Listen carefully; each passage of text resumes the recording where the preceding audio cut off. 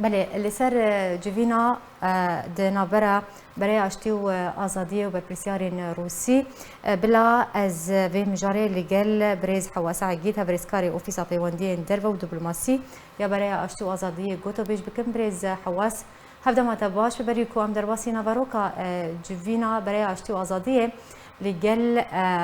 برپرسین روسی بکن خوازم بزانم بم لسر داخوازا که اب جوین هات لدار خستن دست بکید بله دەم باش بێگومان وەکوون زانن زنجیرەک هەفدیتنێن ئەنیا ئاشتی و ئازادیە بهێزên نونەرên hêzên navdewletî ê xwedî rol li rewşa Sûrî giştî de û her wiha ciyek wa bi mesela cîcîkirina û fişara li pêkanîna biryarên navdewletî ê derbarî Sûrî de derketî ji wê zincîrê jî rojî yek ji welatên eniya aştî û azadiyê xwest hevdîtina buware pêk bînin wekûn zan ne hevdîtina yekê ye lê berdewamiya hevdîtinên wek proje eniya aştî û azadiyê da û pêşiya xwe û hevdîtina gelek welata re pê û ji berî niha hûn zanin gelek welat hatin dîtin navwa de rojî îro ev sivexwendin ser daxwaza eniya aştî û azadiyê bî bêguman yani ew civat weke belê بله شخوا جوین دو جوین جودا هاتن انجام دان یک به وزیر دربه روسیا میخائیل ببوره سرگی لاوروف بو و یادن جی لگل میخائیل بوگدانوف شانده سروک روسیا تایبت بروشالاتا ناوین بو لگل سرگی لاوروف وزیر دربه روسیا چه مجار هاتن گوتو بیش کرن تکزیل سر چه کرن گرنگی دان چه مجاری ئەو یەک جوات یعنی ji ber yek civat bez berdewamiya civatê firahtir bi giftûgoya hinek xala zêdetir bi Bogdanov re ji ber Bogdanov li civata bi Lavrov re jî hazir bû yanî ew civat Wezîrê Derve Lavrov nêzîka saetekî berdewam kir piştî wê berdewamiya civatê bi Bogdanov re bi wê hevdîtinê de giftûgo bêhtir li ser timamî rewşa Sûriyê hat kirin û pêşveçûna çareserkirina siyasî û astengiyê dikevin pêşiya wê de cîcîkirina biryara bîst û du û pênc û çar rewşa komîta distûrî û nerîna eniya aştî azadiyê ji komîta distûrî û her wiha distûra Sûrî a pêşerojê nerîna siyasî a eniya aştî û azadiyê rewşa xwecihî timamî Sûriye û taybet deverên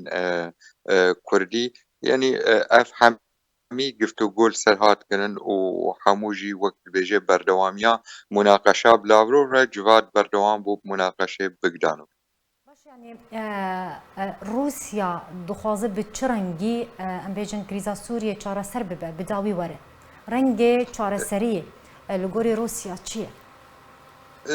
روس بێگومان وەک هەردەم ینی ئەم نەرینێن وە هەردەم نێزیک دە ئەم دانوستاندن و تێکردیە نابێناوات دە ئەو تەکەزیە سەر مەسەلا سەروەریە سووری دکەنی یەک و تەکەزیە سەر مەسەلا دانوستاندنا سووری نابێنا دکەوانە دە وەک ئەو دبێژن ئەز سووری دانوستاندنێ پەورە بکەن هەروەها تەکەزیە سەر نەرینە خۆی پێکانینا بریارە 22 پێنج و چارکن و دبێژن تشتا سووری هەف بکن ئێمە ئەمێ پشگرتناوێ بکن و هەروەها پشگرتنا جیجیکردنا و چارەسەرکردنا مافên hemû hemwalatiyê Sûrî û hemû netewên hundirê Sûrî de li Sûriya pêşerojê de bes yanî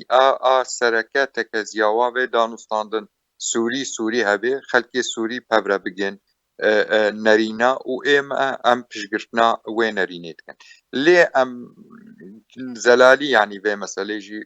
mûnaqeşe dikin û dixwazin yanî buware têgihên Rûs îro yanî yek ji wa welatê xwedî rola li grîza Sûrî de xwedî rola aliyê xwe yî pozîtîv de jî û aliyê xwe yî negatîv de jî her du rola jî bi rastî Rûs rabin çi vîtoyên hebûn li Encûmena Esayîşê li beramberî rewşa Sûrî giştî de her wiha çi derbasbûna Rûsa li hundirê Sûriyê de û fişarê Rûs jî li aliyê dî de ئیرۆ دکارێ فشارێ سەر ڕێژیمێ بکێ وێ لەبەر چارەسەرکردنا سیاسی بدێ رووسە بێگومان و ئالیە وێ دەژی هەڤالبەندێ وێ دی ئەیران لێ باوەریەمەدە ئێمە وەک تێکلی و دانوستاندنێ بروسارە هەری بروس بهتر دکارن vê rûlê rabin û bêhtir dikarin vê fişarê ما بحثا داوین پێشبچوونên ku li ser erdê rû didin li Rojavayê Kurdistanê li vû tevgera leşkeriya ku zêde bûye li tevaya aliyan li ser tevaya bereyan û eger encamdana ta çi radeyekê em bêjin Tirkiye ciddiye li ser encamdana operasyona xwe ya leşkerî helwêsta Rûsya vê derbarê nirîna wê çi ye çi dibêje بێگومان ترکیە و ئالیە خوادا سەر هەردوو ئالیە سیاسی دە جددیە و ئالیە لەشکری دەژی جددیە لێ ترکیا زانن ینی هەمی هەولدانێ خوتکن سەر مەسئلە بریارە سیاسی ینی بریارێک سیاسیش بەر نە ترکیە تەنەخوا لێ دەڤەرێدە دهێزندی ناو دەوڵەتی پێنج هێز ئیرۆل هەندێ سووریا دەلێ دهێزێ سەرەکە بهتر ئەرێنی دوێژ مەسەلا وێ ئۆپراسیۆن حتا پێکوەرێ لە ئالیکی ئەمریکی لە ئالیک رووسی حتان ها نەرینا هەردوو وڵاتاژی ئالیێ vê قۆناغê şer bên seknandin vê li hevkirina siyasî berdewam bê vê îro çi rengê dî şer bê peydakirin li ser erdê çi operasyonê dî